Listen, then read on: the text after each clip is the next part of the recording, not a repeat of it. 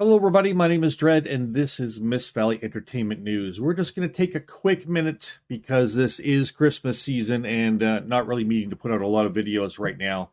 Don't want to take a lot of your time, but this is a video just to say I don't want to say I told you so, but I'm telling you, I told you so.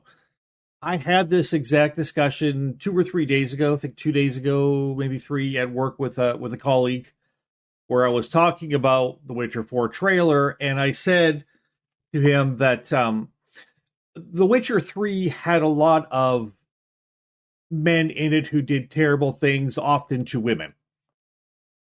But because in The Witcher 3 you played Geralt, who was a male character, or at least for most of the game, it wasn't as bad because you played a male who was trying to be a hero in that kind of a world, which which makes it an easier thing to kind of digest. But when you play as a female character, that exact same setting suddenly feels completely different. It becomes a preaching moment.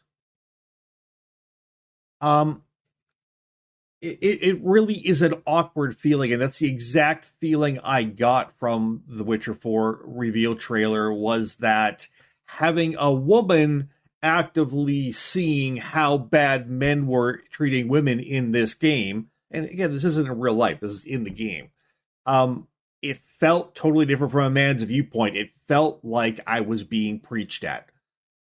Um, and now we've seen that they come out and the devs have said this is on purpose. Ciri, as a protagonist, will be there to preach about sexism to the player. This is something being done on purpose by CD Projekt Red. So you may or may not file that under woke. It's up to you, but it's something to consider about what this game is going to be, what the idea behind this game, as well.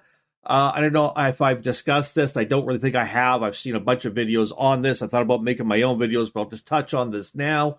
The person they hired a year and a half ago, maybe 2 years ago, whatever it was, to be the lore master for the Witcher franchise. So the person who's in charge of the lore and making sure they follow the lore is a former games journalist who really doesn't have any other experience other than games journalism in the gaming industry.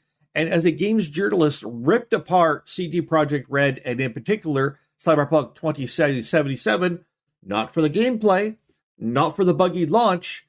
It ripped it apart because it said that what it showed in the world that was wrong with it, all the fans of the game encompassed what was wrong with it. Basically said the game was preaching, look at these things that are wrong in this world of Cyberpunk 2077. And he equates the people that were wrong, whether it's the corpos or whatever you want to say in that game, are actually all the fans. This person goes on to create a great many tweets where he talks about wanting to punch gamers, about how he hates gamers. This fellow is a white male who hates white males.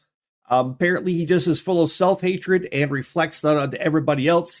Says that gamers are not even the true gamers, that games journalists are the true gamers. A fully delusional mental lightweight is what we've got there.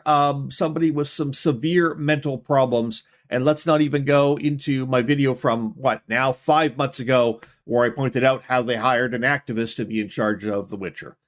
So, everybody, I appreciate those who, like me, really want The Witcher 4 to be a great game. But everything I'm seeing from this company tells me I will never buy a thing from CD Projekt Red ever again. And unfortunately, I have to hope that their company fails and burns if they do not turn from the way they've gone. Clear the crap out of the company that they've hired specifically to change the world and change gamers' mindsets, and preach to the gamer and tell them in all the ways that they're wrong. If they can't do that, if they can't get away from doing that, I do not want to support that company at all. So Witcher 4, so many of us had high hopes for the game. Excuse me. But it looks like it's going to be exactly what some of us feared it was going to be. Maybe even a little worse. So, yeah. Look, from Miss Valley Entertainment News, Trent and I wish you a Merry Christmas and a Happy Holidays. We hope your holidays are bright and full of cheer. I know for some of you out there who maybe don't have a lot of family or people to spend time with, this time of year is tough. I get it. I've been alone on Christmas for a great many years, so I do understand dealing with depression and sadness over this period. I've become good at being alone with myself, and I'm okay with that. But for those of you out there who are suffering, please know that there are others like you. We're rooting for you to come through this hard season and to find some joy in it anyways, and you will come out the other side a greater and stronger person. Everybody else, we will have a few videos out, I'm sure, before the end of the year, but I do want to take the time to wish you a great New Year's in case I don't hear from you before that, and we'll catch you next time. My name is Dread. Thank you, everybody, for your support over this year. Appreciate you all. See you next time.